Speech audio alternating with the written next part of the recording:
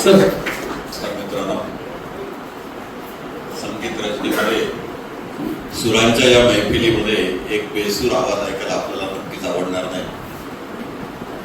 मित्रांनो, आवडलं ते हेच की सर्वजण स्वतःसाठी गात होते, स्वतःच्या गाण्यात रंगून जात होते, एक कुटुंब सदस्य म्हणून एकमेकांना सांभाळून घेत होते.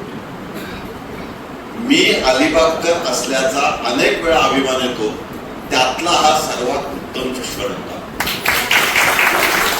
अलिबागमध्ये कलाकार नाहीत, अलिबागमध्ये कलेवर प्रेम करणारी लोक नाहीत, हे वृथा ठरवणारी ही संध्याकाळ. मित्रांनो, अलिबागकरांनी अनेक कलाकार घेतले. आज खेडूडकरांचा आवाज आपण ऐकला.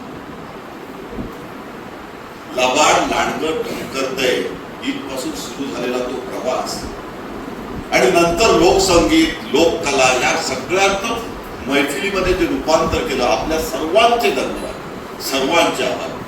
बोराडे सर असतील किंवा आपण सर्वच असाल जे स्वतःसाठी गाताय. कारण मला माहिती आहे इथे कोणतरी बँकेतून रिटायर्ड होऊन आले, मला माहिती आहे कोणतरी उंबरठ्यातून बाहेर पडून आले, मला माहिती आहे की पत्रकारिता सांभाळता सांभाळता सुरावट केली, मला माहिती आहे व्यवसाय सांभाळला, सुख दुःख भोगली, उंबरठ्या बाहेर पडलेत आणि आपल्या गळ्यातल्या आवाजाला ओठांची साथ दिली. मित्रांनो, मंगेश पाडगावकर 60व्या वाढदिवसाला माझ्या घरी आले होते. अचानक एक वही मागितली आणि 4 ओळी खरडल्या. मी आजची संध्याकाळ त्यांनी संपवली.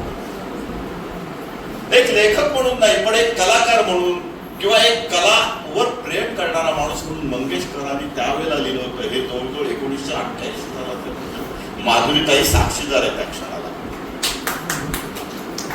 आपण असतो आपली धून, आपण असतो आपली धून गात राहा, आपण असतो आपली धून गात राहा, आपण असतो आपला पाऊस न्हात राहा, आपण असतो आपली धून गात राहा, आपण असतो आपला पाऊस न्हात राहा. झुळझुळणाऱ्या झऱ्याला मनापासून ताल द्या, मुका घ्यायला फूल आलं त्याला आपले गाल द्या. कोऱ्या कोऱ्या कागदावर, हे जास्त महत्वाचं आहे आमच्यासाठी, कोऱ्या कोऱ्या कागदावर असलं जरी छापलं, ओठावर आल्याखेरीज गाणं नसतं आपलं.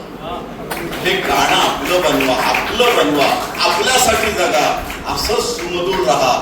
जय हिंद, जय महाराष्ट्र.